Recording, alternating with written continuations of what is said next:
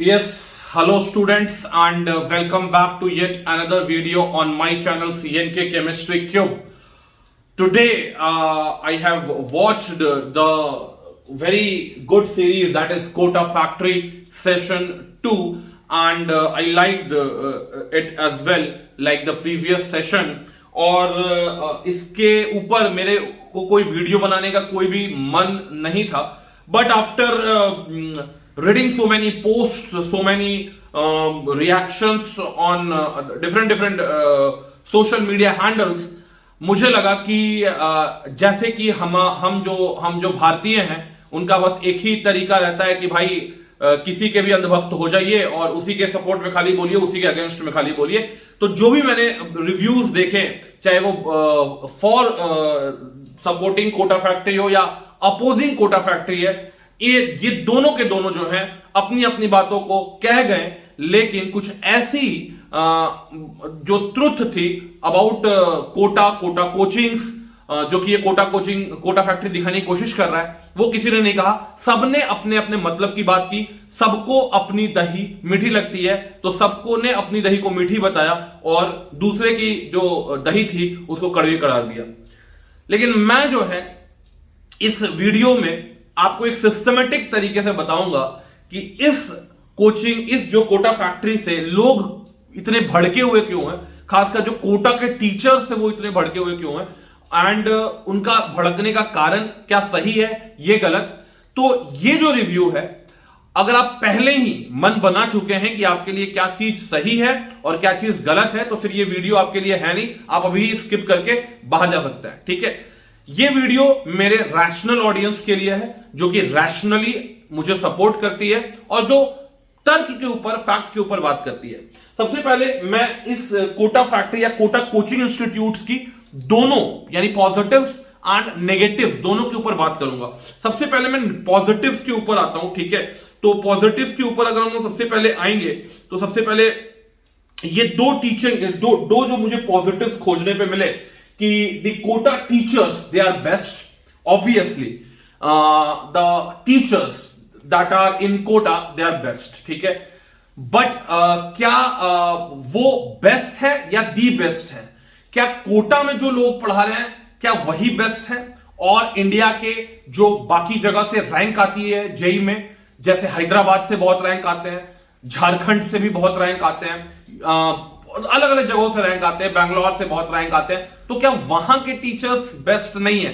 तो if only Kota teachers are best, मैं इसके अगेंस्ट हूं। Yes, Kota teachers are best, but only Kota teachers are best ये कहना गलत है। और ये एक नैरेटिव सेट करना कि if you are not going to Kota, you are not going to crack the JEE exam is wrong. तो Kota teachers are best, I support this. Only Kota teachers are best, strongly I oppose it, ठीक है। क्योंकि हर जगह, क्योंकि अगर सच्चाई की बात करें हम लोग, तो कोटा की जो सिलेक्शन परसेंटेज है, मुझे लगता है कि वो इंडिया में लोवेस्ट होगी, ठीक है। इतने बच्चे जाते हैं तो सिलेक्शन भी वहां से बहुत ज्यादा होना चाहिए था, बट उतना होता नहीं है। तो ये बात का एक हम कॉन्ट्राडिक्टरी स्टेटमेंट जरूर देंगे आपको कि Kota teachers are best, very good.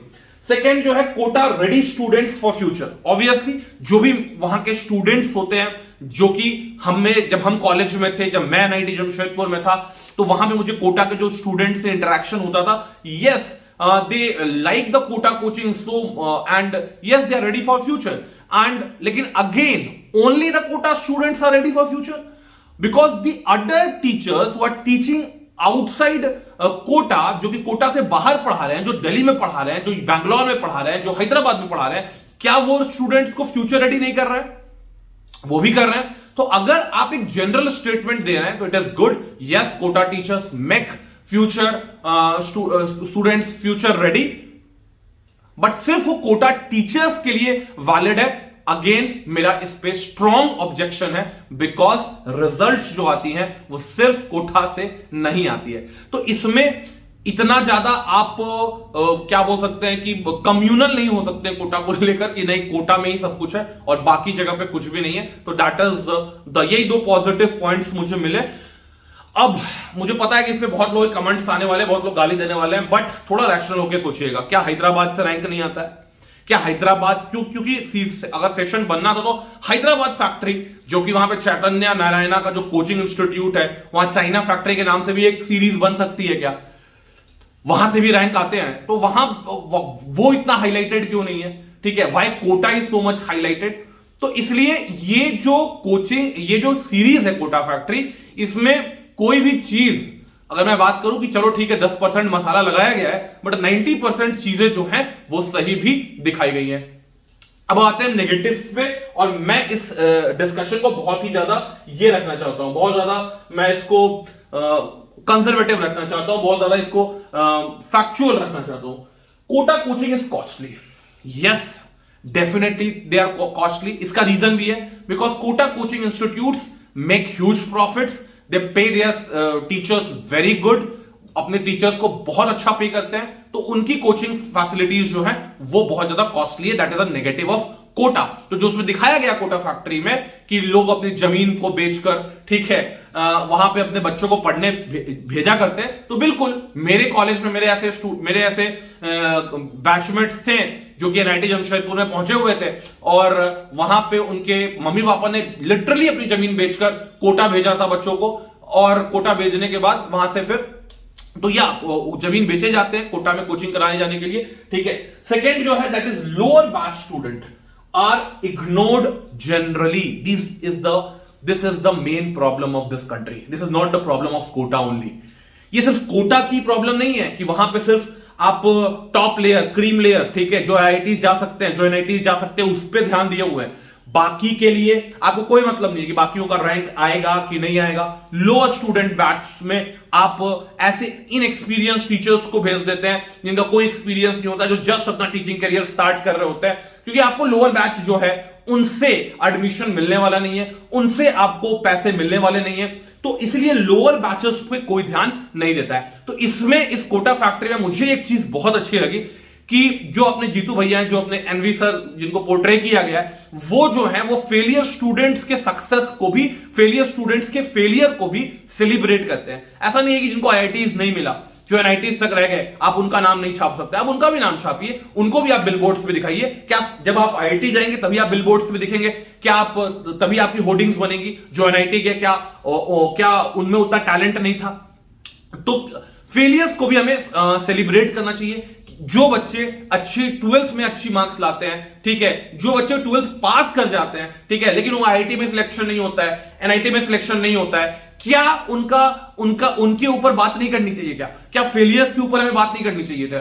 तो ये कोटा में तो ये नहीं होता है, और ये कोटा में नहीं, ये इंडिया के किसी भी जगह पे नहीं होता है। ये बड़ी जो कोचिंग इंस्टीट्यूट्स होती हैं जिनके हालात जो है आज खराब हैं, वो इसीलिए हैं क्योंकि ये आपके एवरेज, बिलो एवरेज स्टूडेंट्स पे ध्यान नहीं देती है, जिसकी वजह से ऐसे बहुत सारे कोचिंग इंस्टीट्यूट्स हैं जो कि ऑनलाइन इमर्ज हुए हैं, जिनका मैं नाम बिल्कुल भी नहीं लेना चाहूंगा, जो कि कम फीस में एवरेज स्टूडेंट्स का भी अच्छा केयरिंग करते हैं। और मैं मानता हूं हमेशा कि अगर आप एक एवरेज स्टूडेंट्स को पढ़ा के उनका IIT करवा देते हैं, तो it is the merit of the teacher, because topper जो है वो रिजल्ट देता ही है, वो कहीं भी पढ़े वो अच्छा रिजल्ट देगा। तो टॉपर स्टूडेंट्स के रैंक निकलवाने में कोचिंग इंस्टीट्यूट का कोई बहुत बड़ा हाथ नहीं होता है, ठीक है।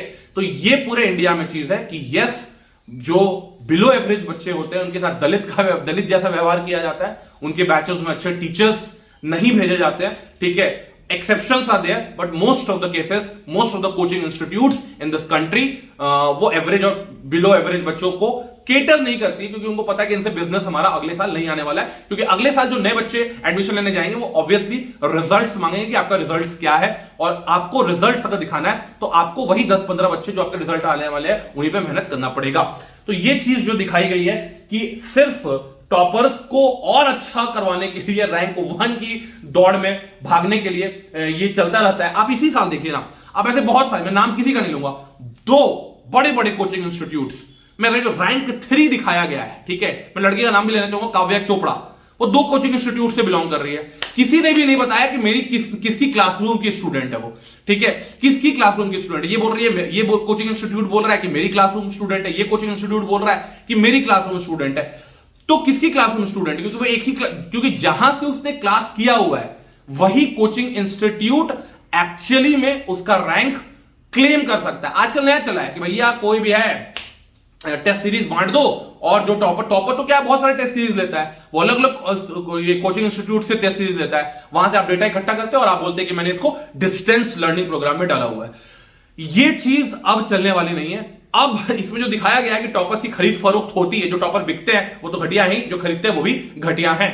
यही हाल आप देख सकते हैं कि आपके आसपास आप देखिए ना, एक बड़ा कोचिंग इंस्टीट्यूट, उसका रैंक, तो उसने क्या किया, छोटे कोचिंग इंस्टीट्यूट में 10-15 लाख 20 लाख जो भी पकड़ाया और उसका रैंक खुद भी छाप रहा है। क्या? तो डिस्टेंस लर्निंग प्रोग्राम, मेरा ये बच्चा मेरा टेस्ट सीरीज ज्वाइन किया हुआ है। आपके टेस्ट सीरीज ज्वाइन करने से वो टॉपर नहीं बना है। जहां उसने क्लास किया है उसका कुछ रोल है, बाकी मेनली रोल उसी का है। ठीक है, तो जहां क्लासरूम किया है वही कोचिंग इंस्टीट्यूट्स को उसका रिजल्ट छापने की अनुमति देनी चाहिए। अनुमति तो कोई खैर किसी को मतलब नहीं है, अनुमति उसको ही मिलनी चाहिए जिसके जहां पे वो क्लास किया है।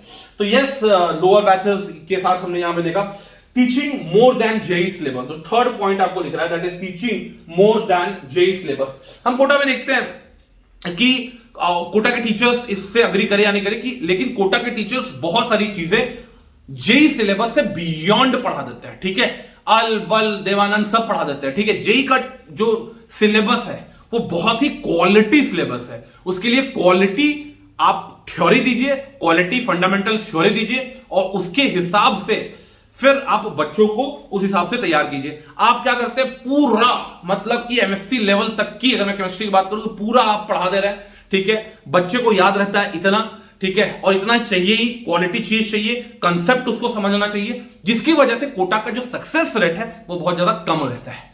आप देखिए ना, रांची से, ठीक है, क्या अंडर 100 रैंक नहीं आते हैं क्या?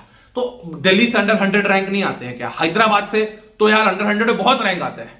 तो क्या वहां पे सारी चीजें बच्चों को पढ़ा दी जाती है क्या, या क्वालिटी पे वर्क किया जाता है? तो इस बारे में थोड़ा सा ध्यान देना है कि यहां पे out of the context teaching बहुत ज्यादा होती है, जिसको, क्योंकि मुझे बच्चों को आईआईटी जेईई एडवांस निकलवाना है, उनको टीचर नहीं बनवाना है, उनको एमएससी नहीं करवानी है, उनको रिसर्च नहीं करवाना है। तो आपको सिलेबस देखकर पढ़ाना बहुत जरूरत है। मैंने तो ऐसे टीचर्स को भी देखा है कि लिखा हुआ है जेईई एडवांस में कि it is out of the syllabus. ठीक है, तो वो नहीं पढ़ाना चाहिए, उसको भी पढ़ा रहे हैं। ठीक है, तो दैट इज वन थिंग कि out of the syllabus teaching बहुत ज्यादा होती है। स्टूडेंट्स पे बहुत ज्यादा प्रेशर दिया जाता है कि आप ये बना लो, डीपीपी बना लो, ये बना लो। अच्छी चीज है, प्रेशर दिया जाना चाहिए, बट क्या आपने उसको उस तरह से सेवा दी थी? क्योंकि मुझे याद है कि जब तक आप एक पुअर स्टूडेंट को अच्छे से सर्व नहीं करेंगे तब तक आप उस पर प्रेशर कैसे बना सकते हैं?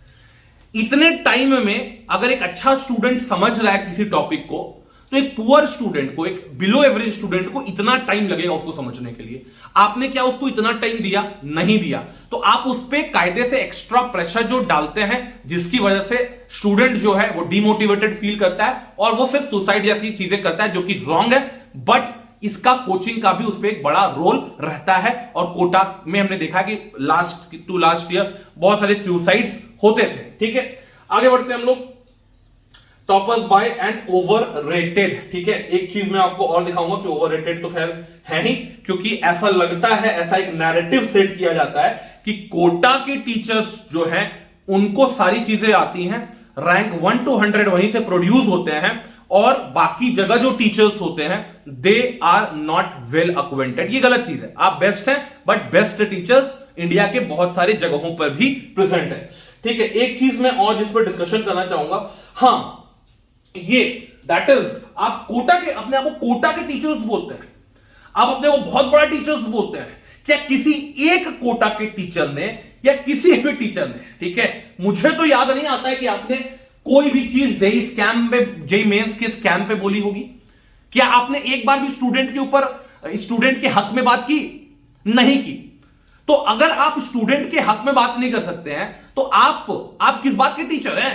आपके ऊपर आज कोटा फैक्ट्री जो रियलिटी दिखा रही है उससे आपको आज बहुत बुरा लगता है, बट क्या आप जेईई मेंस स्कैम पर, इतना बड़ा स्कैम हुआ, 15 लाख लोग 15 लाख रुपए देकर एनआईटी के सीट की खरीद फरोख्त की गई, क्या इस पे कोई भी कोटा का टीचर एक स्टेटमेंट दिया? बैरिंग सम टीचर्स, क्योंकि इसमें एक आध वीडियोस जो आए थे, ठीक है, मैं मतलब 0.1% टीचर्स को छोड़ दिया जाए तो क्या 99.9 99% टीचर्स जो कोटा के, क्या आपने जेईई मेंस स्कैम पे कुछ बोला? कोटा में भी सीबीआई की रेड पड़ी, क्या आपने उस पर कुछ बोला? नीट की पेपर लीक राजस्थान में हुई, क्या आपने उस पर कुछ बोला?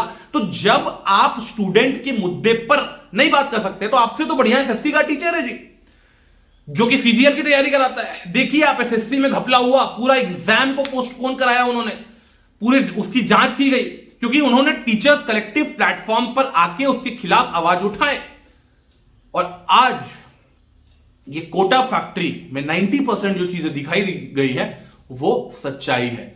तो हमें जो है अपनी दही सिर्फ मीठी लगती है वो वाली बात नहीं करनी चाहिए। हमें एक ऐसा जनरल बात करना चाहिए, फैक्ट बेस्ड बात करना चाहिए, जो कि फैक्ट्स पे बेस्ड हो, रैशनल बातें हमें करनी चाहिए, जो कि मैं देख रहा हूं कि बड़े बड़े टीचर्स नहीं करते हैं। तो आप बायस्ड होंगे तो आज की दुनिया इतनी बेवकूफ नहीं है कि आपके इस एजेंडे को नहीं समझ पाए।